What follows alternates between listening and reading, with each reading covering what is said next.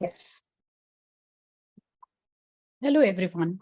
A very good evening to everyone out there. We welcome you all for this yet another interesting WeCare session of the year 2023. And I'm very happy to coordinate you in this WeCare session along with Seema Dastidar. And IWF is very happy to present and organize this very rare and unspoken topic in mental health, which is none other than the grief and how to manage it. And as you all know, IWF is a parent organization for all Indian women and family here in Finland. And it has been our successful 7th year of 2023. And we have been successfully giving you so many types of events, starting from cultural, sports, and religious, and also related to literacy and also literacy and mentoring activities. And this is one of our another WeCare series in mental health. And we will today handle this aspect of grief, which everybody in our life is undergoing in some way or the other. And we will learn from our mental health experts how to handle the grief and how to tackle the situation and how to perform very well in our day-to-day life. So with this, I have my two guests here, Susie Singh and Shireen Kulkarni, and they both are from two different sectors from mental health. And I will give my floor to Seema to introduce Susie, and let's proceed from there on.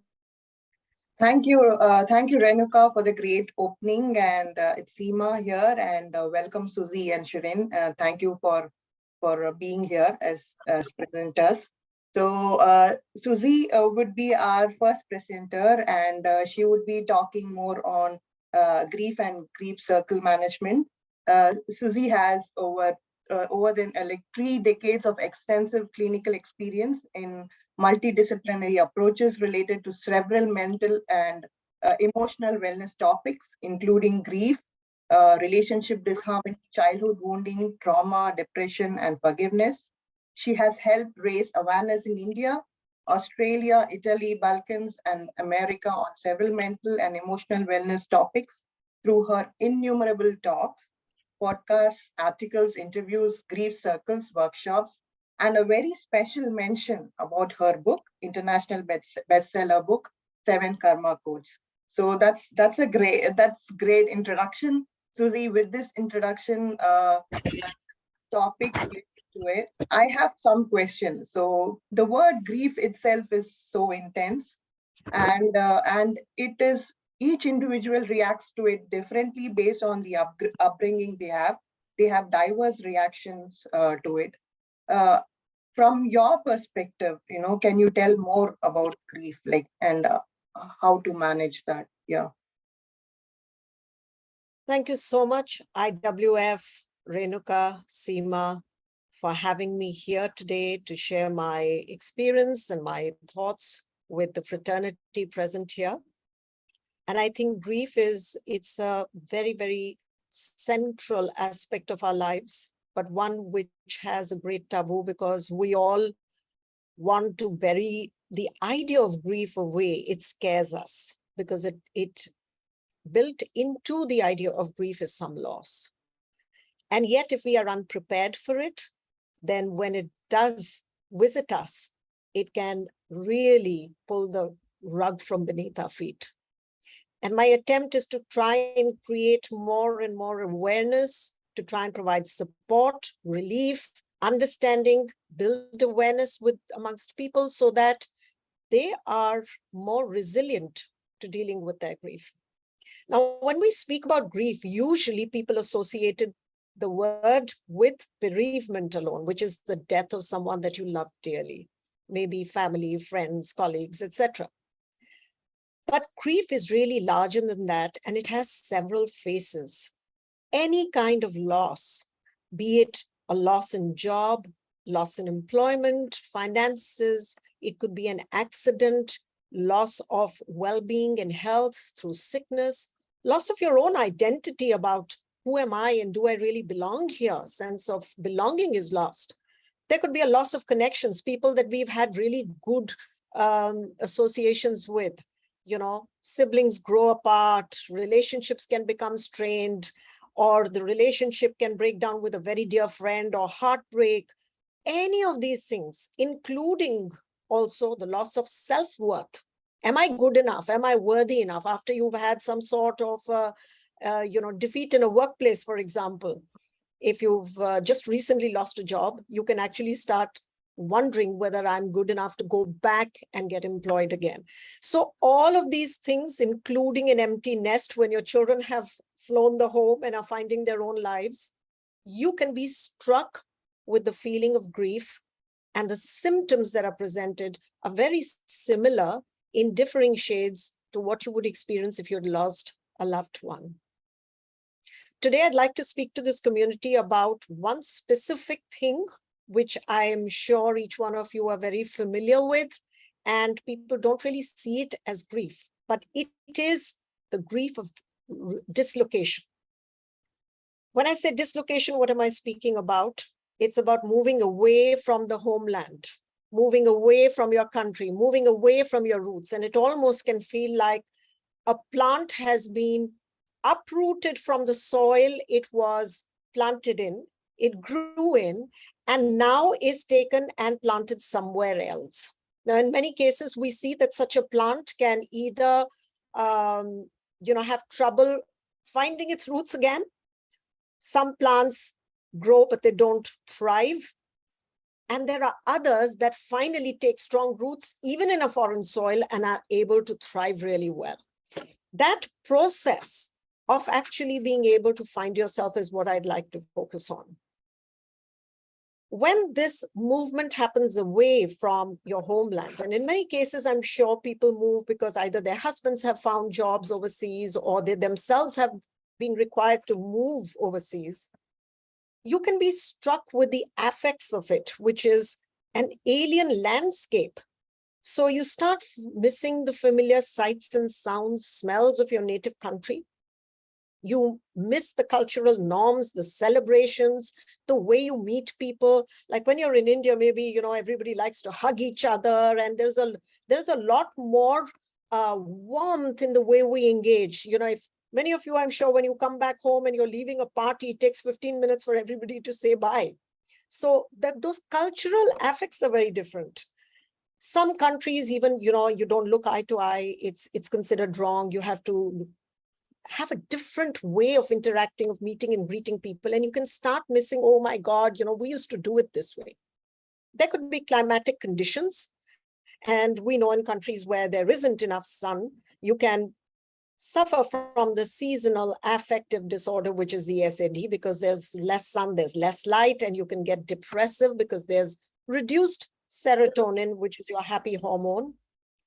There could be language barriers, so while you may make the best of efforts, but making local friends can feel challenging because there's some words, the syntax in languages is so different that it becomes impossible to really articulate and communicate it the way you want to. You miss your support system because back in India, and this is something I hear from all expats who've left their hometown, is back home, we could have friends, family, staff. When we're in a crisis, we never had to wonder. There would always be somebody who'd come to our rescue. But when we move to foreign soils, we have to be very, very careful about building a support structure. And we can't really take them as much for granted as we can when we are back home. So these things can start really creating an emptiness within us. What are the symptoms that you might have? This is important because a lot of us believe, no, we are well adapted, we are well adjusted. I'm okay, is what people like to believe. But if you're experiencing symptoms where you're isolating yourself or where you don't like to meet people, where you're eating emotionally, that you feel low and then you want to go eat food and you're not really hungry, but you're stuffing the emptiness inside of you with more food, you're putting on weight, or there is excessive sleeping or the need to sleep, or feeling exhausted and tired. If there's frequent crying for no reason, like you can have a very small prompt and suddenly you find that you're tearing up, or you can hear a familiar sound of music and a song from one of your favorite films, and you find that, your eyes are welling up. Or if you're having an angry outburst at home for no reason, or there's a acute sense of loneliness, like everything is fine, you're meeting people, you are amongst people even, and still you're feeling disconnected. There's some loneliness. Or there's an hopelessness, like there's a pain inside of me that no one really understands.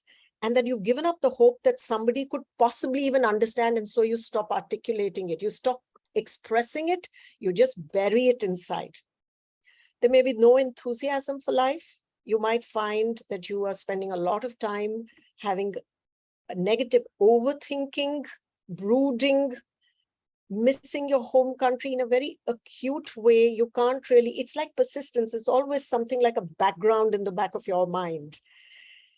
And you may just want to and crave listening to old, sad songs. Sad songs is the important part.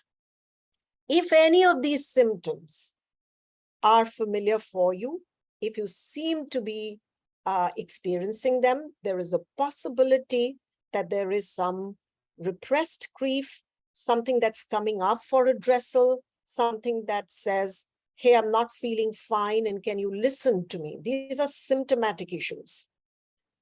What grief really needs is a triad.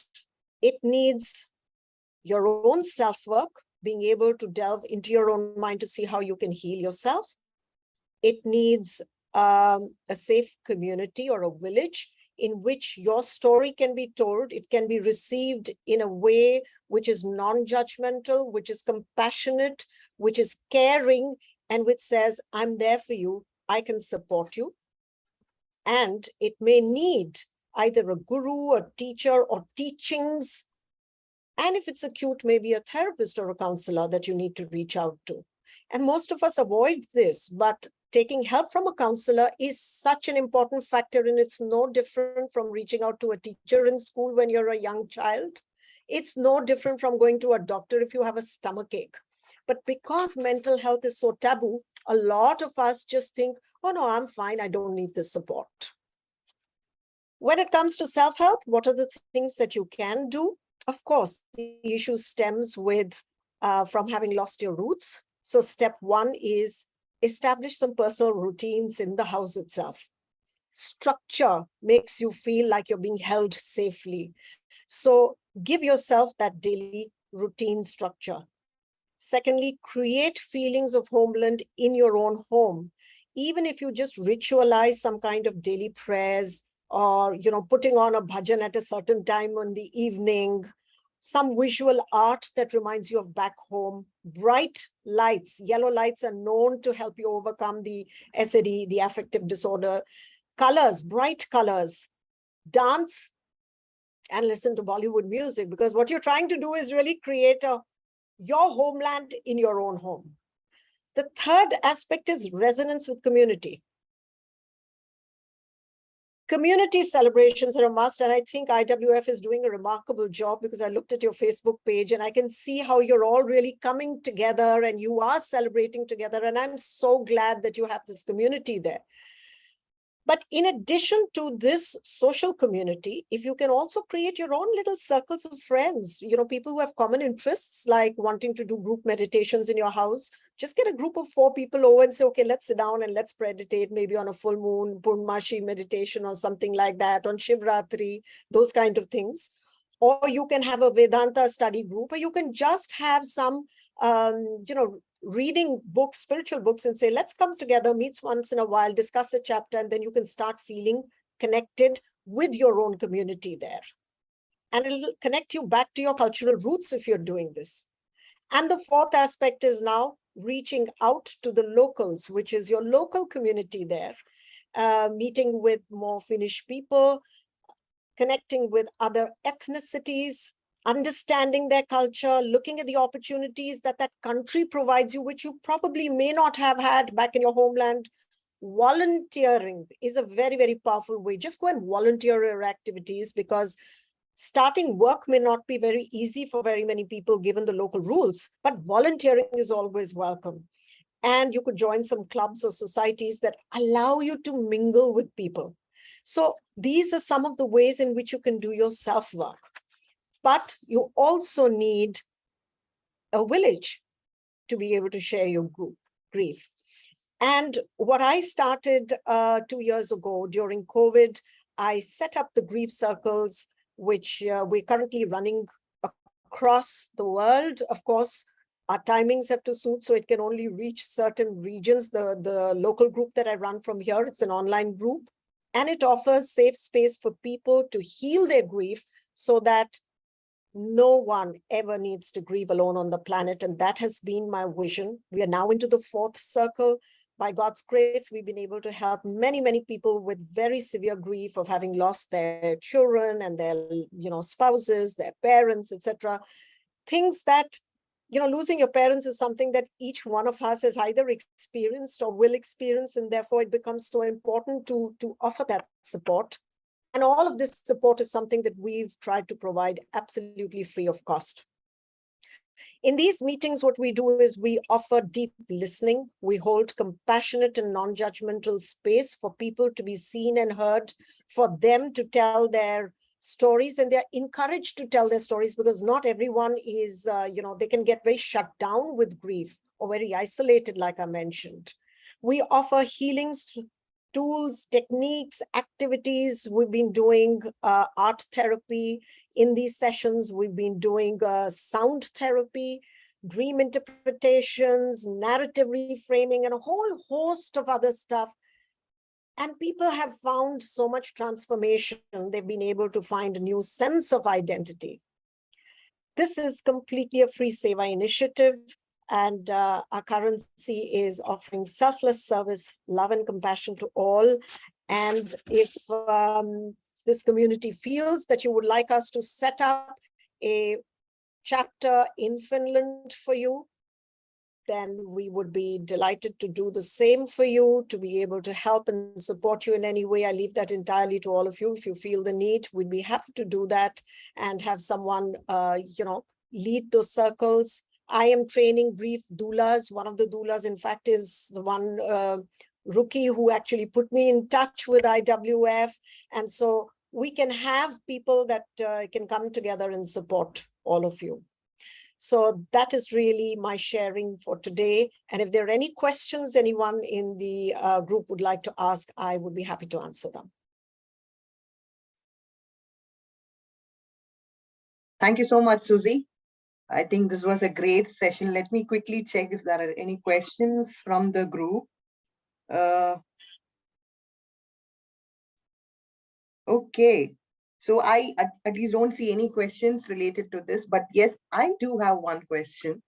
So first of all, I'm like, I can feel that how strong you are, because, just we individually getting some grief itself, we get into a trauma, but you listen to so many other people's grief and still you're literally so strong. So hats off to you. Thank you so much for your courage. I really appreciate that. And the other thing which I was also wanted to ask is about these hormonal changes. So sometimes we really don't know whether it's really grief, that there might be nothing around us. And after we start crying and, create that drama, even I have gone through that situation. Like I start laughing. I was like, why exactly did I do this today? So is it like, how do you differentiate that? Is it like we are in grief, or is it like a pre-menopause phase or hormonal changes? What's happening with us?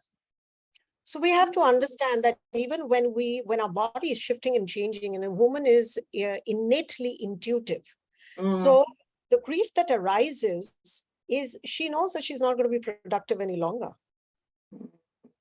Right? So at a very subliminal level, she is letting go of her ability to create life. Okay. So there is grief associated with letting go. Any kind of loss. Losing your ability and your power to create life. Can we imagine how magnificent it is, a woman's capability to create life? And you know that, okay, this is the end of that term when I am going to create life now. And she also anticipates there are fears that a lot of women have about their desirability with regards to their husband, and whether he will love her in the same way once she menopauses, whether, it is usually timed with children, adulting, growing up, leaving home. In many ways, she's sensing all of this around her. Exactly. And she's not mentally prepared. And when I went through menopause, I can say this because I was very deeply immersed in my sadhana and my spiritual practices. I had a very gentle landing into the menopausal period and experience of menopause. And for most women, in fact, in a lot of our sacred texts, it is mentioned that this is the one thing even queens and princesses, they have trouble going through this one thing that they don't have the comfort of. But being actually aware, being aware of what is happening in your own body, being able to deal with your own emotional processes, being able to work with your limiting beliefs, and to remind yourself that I may not be able to create life, but I have the power now to give of myself in a way that I couldn't do before. And so then you can actually bridge that period of letting go of something and becoming more powerful, because you never, we've just been through spring, when pre-spring you find all the trees shedding their leaves, and then suddenly they are filled with fresh bloom. So we know that we've shed our ability to create, but I am going to bloom into my next phase of womanhood now. Wow. Wow, such an intense insight. Thank you so much. I think this is a great perspective, and I am sure it's going to help a lot of women today who joined or who's going to hear this recording. Thank you so much, Suzy, for your time. It was really great. Awesome to have you here. Over to my co-host Renuka. Yeah, I think there is one. Seema, thank you. There is one question. Yes, okay. If you can check. Yeah.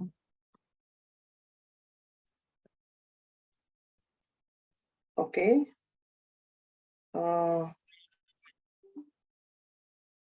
I can't see. Can you see that question? Okay, just a minute.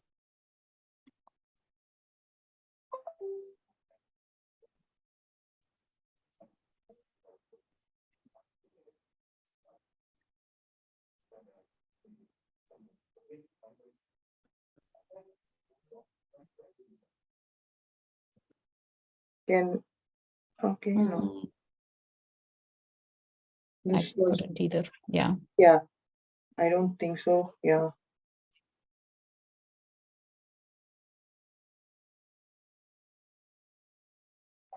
Maybe it's just lagging on live or something.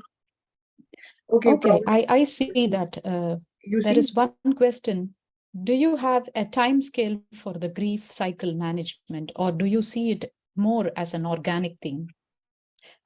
This is not from an Indian native. So okay, if I understand this question correctly, I think I'm being asked that, is there a given time period for one to grieve? Is that the question being asked? Yeah. Do you have a time scale for the grief cycle management, or do you see it more as an organic thing? Okay. I'm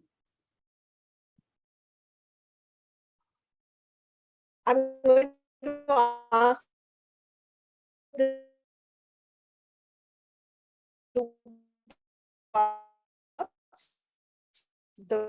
first one is that 1 year. And I'm talking about the grief, which is related to the most acute form, which is loss of a loved one. So if you've had a death in the family, if you've lost your partner, if you've lost your someone close to you, first generation relatives, then 1 year is considered to be the normal grieving period.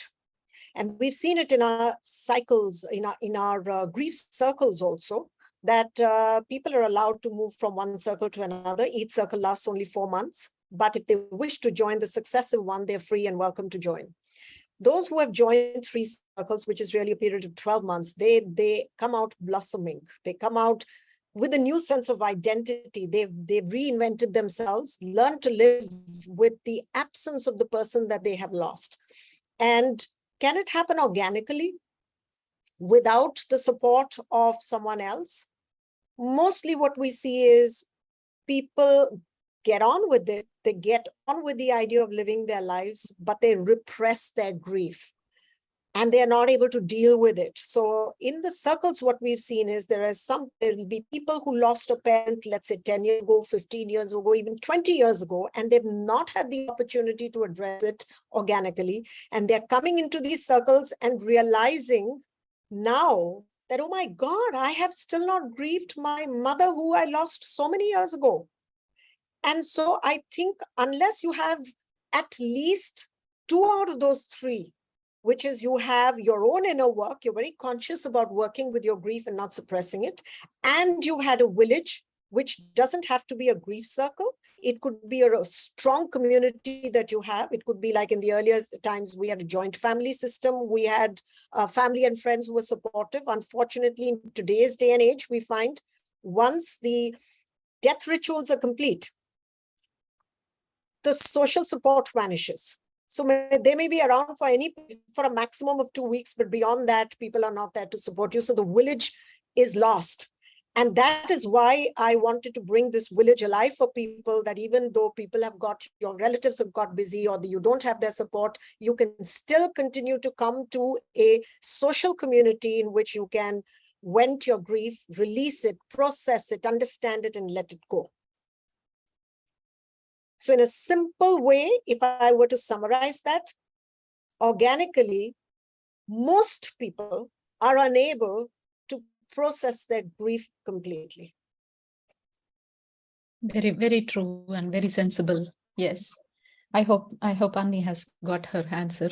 And yeah, very, very interesting, Susie.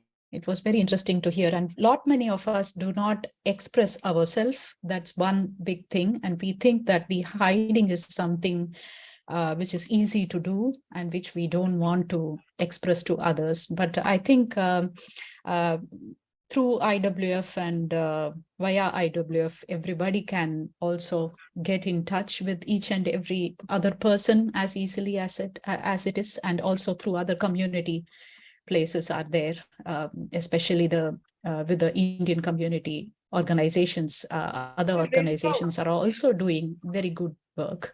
Yes.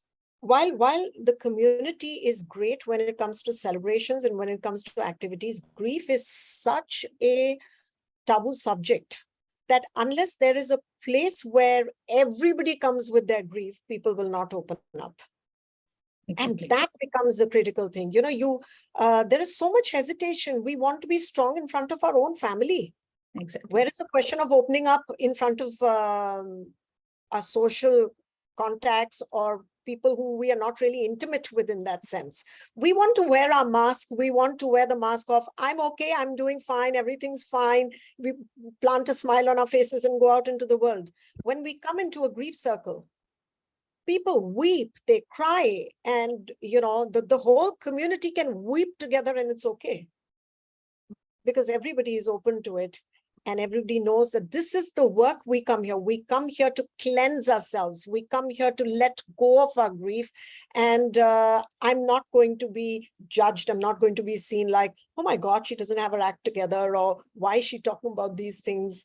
So I think it's very important that we understand that this is anything to do with mental health actually has been so, put into the box, shut away from public acceptance, that it really needs a sensitivity reopening of that feeling, that experience, that mental state, and an acceptance, a nurturing. It's okay for you to feel this way. It's a natural process of life. Very true. And yeah, very, very true and very interesting to hear. So I really welcome it. And with this, I also think that we give the space to another dimension of talk. And let's continue this mental health, and especially with the grief and its management and how to overcome it very positively and effectively. So thank you, Susie. Let's come back to this when there are more questions, and you and Shireen can both answer accordingly. So, moving on to our next speaker. Besides hearing more about this grief and what is grief and how to manage it very actively with the grief circles, let's turn our scope a bit into another important aspect of management. So our second guest, Shireen Kulkarni, is a clinical psychologist, and she focuses on positive psychology in sports, corporate training, and student study performance.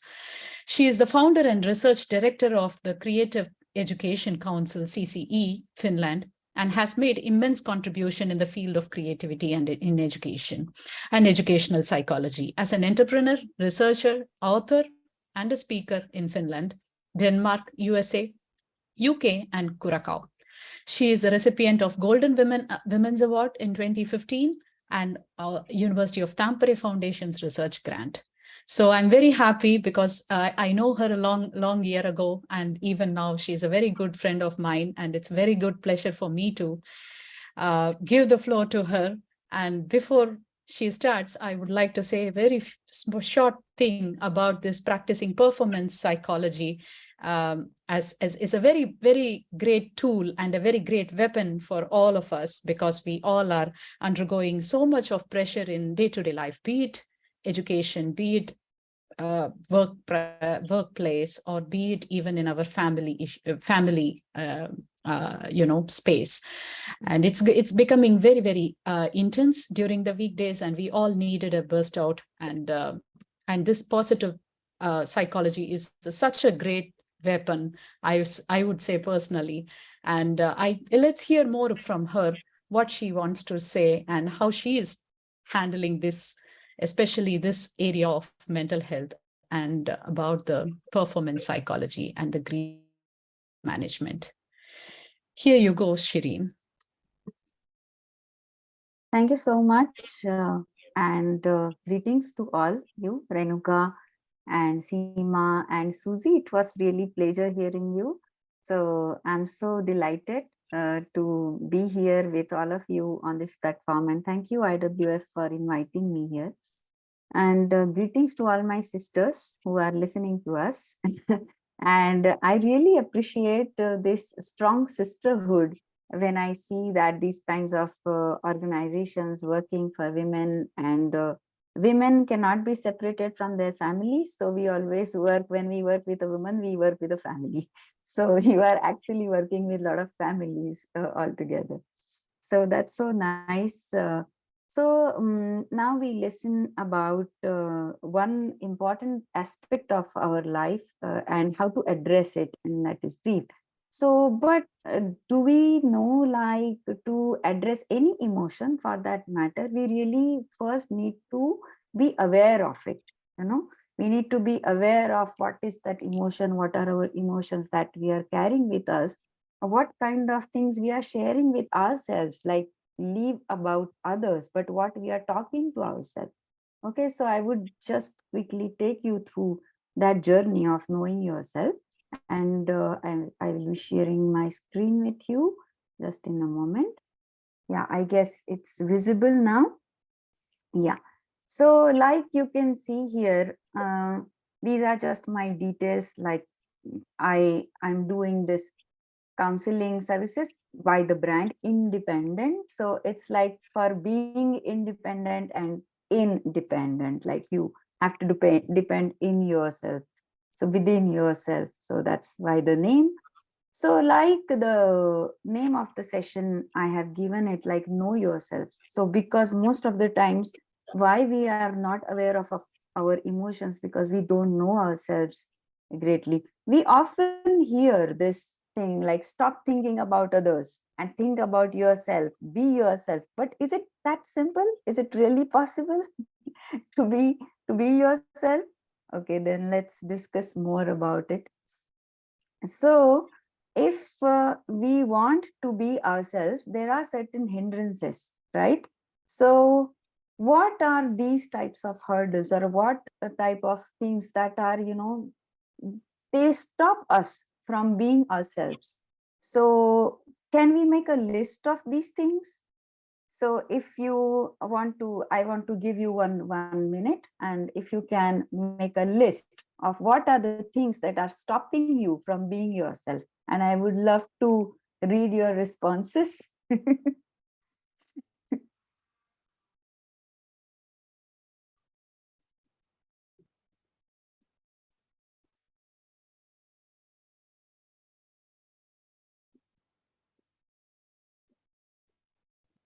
Did we get any response, Renuka or Seema, there on the Facebook? Because I'm not going there, because then it will be. Yeah. Yeah. Okay. We don't Yeah, have so you can. anything here. Yeah, I Yeah. think society, family, pressures, self-belief from Ruxna. Yes. Yes. Very true. Yeah. That's And right. basically how people will judge us, that will stop us, right? The Like the fear fear of of judgment. people's opinion. Yes. Yes. The fear of judgment. That's right. So these are, the list actually can go on and on. Like I recently conducted a session, and there I also got this list of, how people have listed their hurdles or their problems, and what all things are stopping them, from being themselves.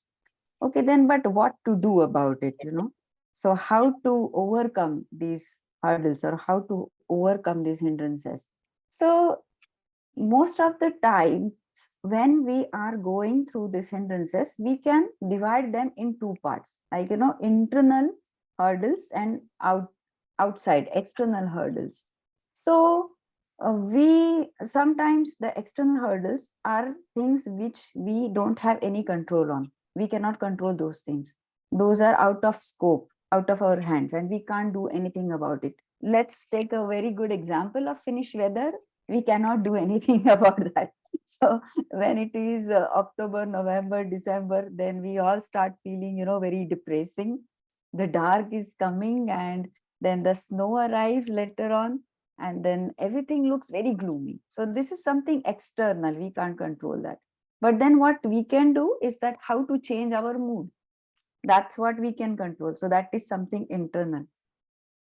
And in that internal environment, I call it, so what we create within us is something dependent on our self-talk. So why the self-talk is so important? You can read here the terms like Bahirman or Antarman. So similar to the English terms as conscious and subconscious. So we are always dwindling between these two minds, conscious and subconscious. So our self-image is always depend on what kind of talk we are doing to ourselves, and some part of it is it goes to conscious, let's say 20%, but 80% of it goes to our subconscious. So we are constantly telling something to ourselves, and that's why whenever whatever things we are talking to ourselves, that leads to the formation of self image. And if you look at yourself in a mirror, that is what you are doing when you are talking to yourself. Like you are saying that, okay, I'm good, I'm beautiful, I'm smart. Or you say, I'm ugly, I'm not so good, I'm good for nothing, I'm not valuable. Then that kind of mirror you are forming inside. So that's why it is very important that you develop a positive self-talk. How? So let's go through that. So how you can do that? There are certain techniques to do it. There are certain steps to follow. I know this session is not very long, but I'm just trying to give you some tools and tips which you can, really implement. So the first step is like you have to understand your current self-talk and analyze it, categorize it. There are normally 4 categories like anxiety, pain, blaming, or rehearsing. So if you try to analyze your self-talk, we are doing some of this. So either we are anxious, like what will happen, where my child will go to study, will he get a place in Helsinki, or he needs to travel to Tampere or to some other place, like that kind of anxiety we have. Then sometimes like we have this pain that we are talking to ourselves that, "Oh, I'm not feeling good, nobody's listening to me," these kinds of pain that we are having. Or then otherwise we are blaming, these persons, they don't understand my value. They don't know what I'm doing for them, what I have done for them, what I have been gone through. They don't understand. Nobody understands me. So it's like that blaming that we are doing. And then the fourth is rehearsing, like telling the same things to yourself again and again. Like in 1996, when I was in 12th grade, this one of my friend did this thing to me, and you still remember that. So, and then whenever you meet anybody from that 1996, you still repeat the same story, not to only them, but also to yourself.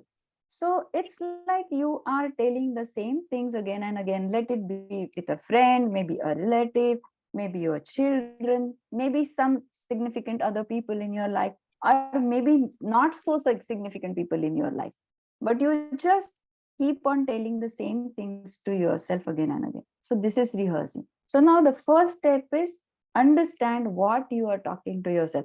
And we do all these four things, by the way.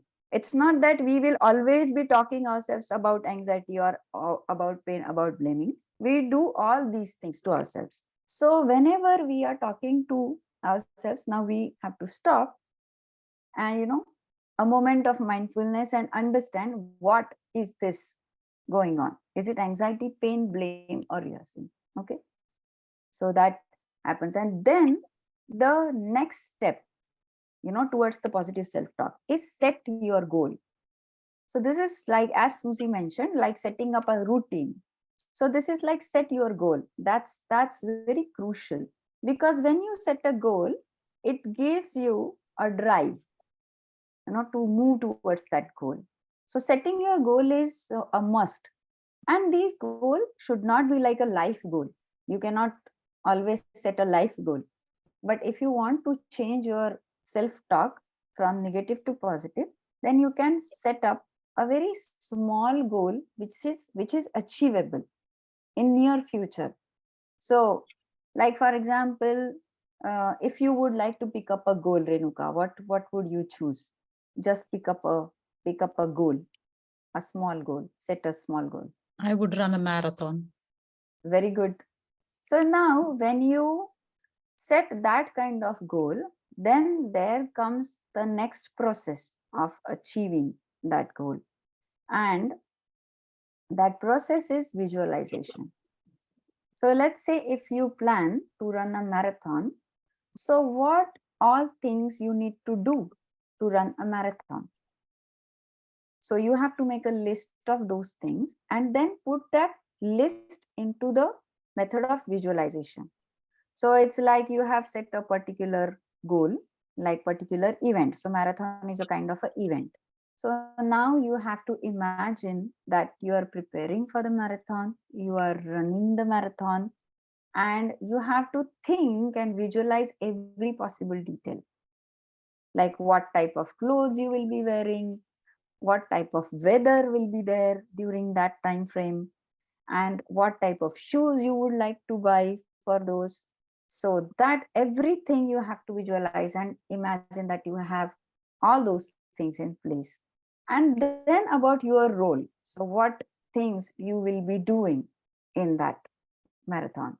Running is the broad level idea. But before that, what kind of diet you need to change, what kind of fluids you will be taking, and how will you prepare, how will you manage the other things. So think about your role, and then you have to visualize that you are playing that role. So you are in the marathon, you have registered yourself, and now you are on the road for the run.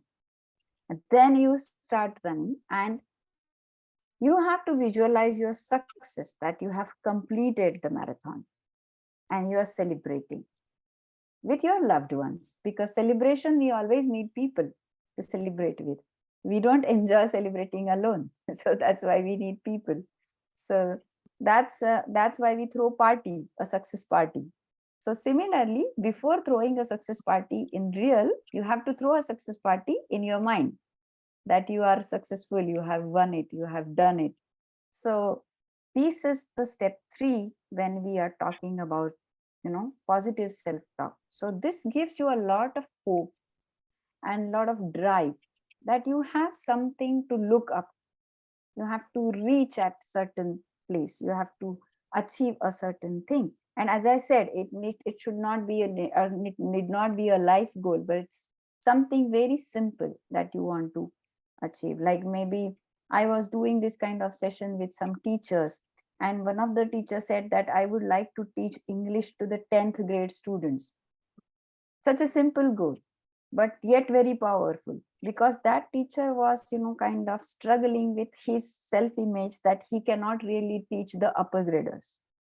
So this was a big step for him, a big leap for him, though it sounds very simple for some of us, but for that particular teacher, that was a important goal to achieve. So this is, I suggest for to all our audience and listeners, that set a goal and then follow this process of visualization. In my sessions, I really take the people through these steps, and of course it also changes according to their requirements, like what kind of visualization they need to do. But these are some very simple steps, easy to follow for most of you. And then what's the step 4 is write your self-talk. So whatever you have imagined, whatever you want to achieve, write a self-talk about it. Like you have to write your affirmations, like I am running the marathon, and for that I am preparing like this, and this is my self-talk that I'm going to run it. I have this focus, I will prepare for it, I am preparing for it, I'm getting ready for it, and then I start running. So this kind of self-talk and visualization goes hand in hand. So in everyday practice also, you have to select like what kind of self-talk you want to do for today. Like for example, let's say I have an important meeting today to conduct, in the office, and maybe I'm a little bit nervous about it. So if I have this self-talk, like, okay, what kind of topic I have, what kind of presentation I need to give, and I'm already prepared, because I'm not going to do my preparations today morning, because I already knew that there is a presentation coming up, and so I have been preparing for it. The only problem is that we just don't approve ourselves. We don't have this kind of confidence, and we always look for others' approval, that the others have to say that, yeah, you have done a good presentation, you have done excellent job. But before the others say this to us, we have to say it to ourselves that, okay, I'm prepared, I'm ready, I have worked hard for it, and these are my steps, 1 2 3 4. I'm going to say these things, and I'm going to wear this particular purple skirt and blue blouse or whatever you select, and then you are ready for it. So like everything happens twice, right? First in your mind, and then you do it actually physically. So that first step, if you win over, then the second step is easier to manage. So actually this visualization and self-talk has been used a lot in sports psychology, because there they give a lot of, they need to follow like each second and millisecond. Like, we hear these stories that somebody has missed the Olympic gold medal by millisecond.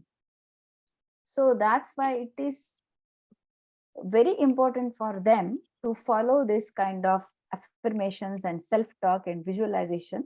And similarly, it is applicable in all other fields of our life. So when I'm doing the student counseling, I also help them in finding their own affirmations according to their problems, like what they are trying to overcome. So that's how powerful these affirmations and self-talks and visualizations are. So moving forward, I have this list of morning savers. Like when we talk about setting a routine and have something that you will follow every day to be connected with your own self and with your own family and with your own surroundings. So this is given by Halrod, and these are called as morning savers. So if you the savers is a kind of acronym. So S is for silence. So it is expected that when you have some time in the morning, you have to invest a little time from that into silence, like maybe meditation, or you want to go for a some kind of a silent music listening, something like that. So whatever way you want to observe it, so this silence. And then the affirmation that we already discussed, like the positive affirmation, that you have to design for yourself what you want to really emphasize upon. And then the visualization, I already given you this little bit of procedure about visualization. So you can do it every day for different thing, the visualization. Then of course exercise is a must, we all know that, but then we have our own problems, our own excuses of not doing it. So maybe we can start with setting up that goal that okay, I will exercise. And then every day you have to start slow, start small, but then you can be steady after that. And then reading is recommended in morning. Any book, ebook, whatever you want to pick up and read, at least maybe 4 or 5 pages, and maybe 15 minutes reading, 20 minutes reading is more than enough. It's not possible to read for an hour in the morning. I know that most of us are working women and uh, family like homemakers, so the mornings are like a crazy time. But you have to take some time aside, like maybe half an hour early if you get up, or if there is a possibility that your children, they leave the home and then you get some time, then also you can practice these things. So reading and then the scribbling, like writing something down. So often we forget, after the school, after the college, after university, we stop writing, you know we forget that joy of writing. Because when you are penning down your emotions, your thought, you are actually connecting yourself with your soul. There is a soul connection. So you have to hold the pen in your hand and start writing. You can also type if you want to be on computers and want to type something, but writing is recommended more, like writing with hand is recommended. So these are called the morning savers. So I highly recommend that you start following these kinds of savers, and you will see a tremendous change in yourself, like not only in the self talk, but in your performance, in balancing the work life and the home life, and also your performance at the workplace. And in general, you will find a change in your temperament. So as Seema was asking also about this hormonal imbalance, we all go through that.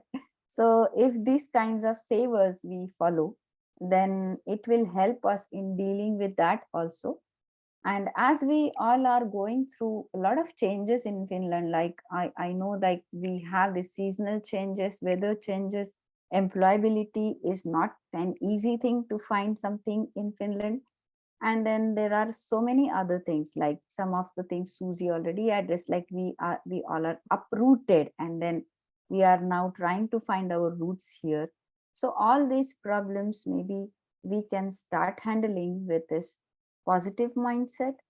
And I wish you all the very best of your life, and with all good things, all positive things your way.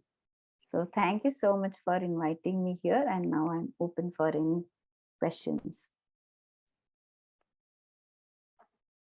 Thank you so much, Shireen. It was so nice to hear such a positive, vibrant advice and path forward.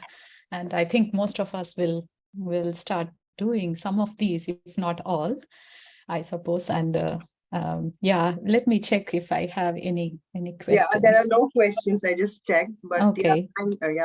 definitely. I would also like to place my thanks here, gratitude to both of you. I felt definitely. I felt like arising from the dead. To be very frank, so like so much of strong and great insights.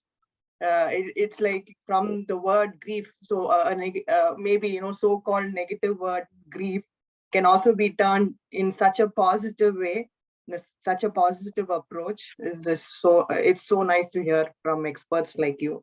So thank you so much, and what a way to start our weekend. Yeah. And as I said before, I think two of the things we can think about in future with IWF. One thing what we are already doing is like we are trying to gather as many as events as possible for the community. But then for Susie, we were speaking about the circles, developing the circles in Finland, and especially with the Indian women, if they, not only women, if any origin, if they would like to be part of the circle and then get in touch with you, and they can be surely do it through IWF or also outside our IWF. We are happy to share your contact, and if you would like to add more, then you can add to it. Yes. Thank you so much, Renuka, Seema, IWF. I think this is absolutely phenomenal to see that all of you have such a positive, embracing quality for something that can be so difficult for most people. And both of you have given such an enthusiastic response. It was so wonderful to listen to Shireen and to see how, your positive psychology is really being positive about embracing the difficulties and the challenges of life also. So I think it was very beautifully knit together, both our sharings today. And I would be really happy to extend this seva and this service to your community. And we can take this forward later on based on whatever feedback you receive. And if you find interest for something like this in the region. So thank you very, very much. This has been absolutely wonderful to be amidst you. Very brave people who've uprooted yourselves, who've gone into another land and who are thriving and flourishing and really holding the community together in the form of IWF. Thank you, Susie. Thank you. And Shireen, I would also, as I was speaking to you before, like we would also, I think, after hearing your talk and presentation, I think we should also have this aspect of positive psychology among the kids and especially in the teens. And I think that's the main, not worry, I would say, my main concern as parents we all have in our minds. And I think it's a separate session by itself, and if we can organize any kind of workshop or anything in future, I think it would be a good place to start off for the next planning event or any kind of activity related to this. And I think it's a very important thing, and let's get in touch in a couple of days or weeks and then plan it about. Certainly, Renuka. Thank you so much. And I understand this topic of teenagers and how to be the parents for teenagers. It's a very close topic to my heart also, because I'm also a mother of teenagers. So yeah, it's crucial, and definitely I'm open for any such session in future. Thank you so much. Yes. And as a last note, even in Finland, we have this MEALI organization, which is supporting this mental health issues. And if any of you guys are having any kind of inputs and how to handle this kind of a situation, and along with that, we have the Finnish support and also the Indian women as experts here. So you all can get benefited in both the ways. And for more information, we can also share you the links and details for both the sides. And with this, I thanks so much, Susie and Shireen, and also Seema for co-hosting it along with me and making this day a very beautiful one. And let's start the weekend very positively. Thank you so much. Thank you so much to all the super women who are here and who are listening us. So have a good evening. Thank you all. Yeah. Bye-bye. Bye-bye.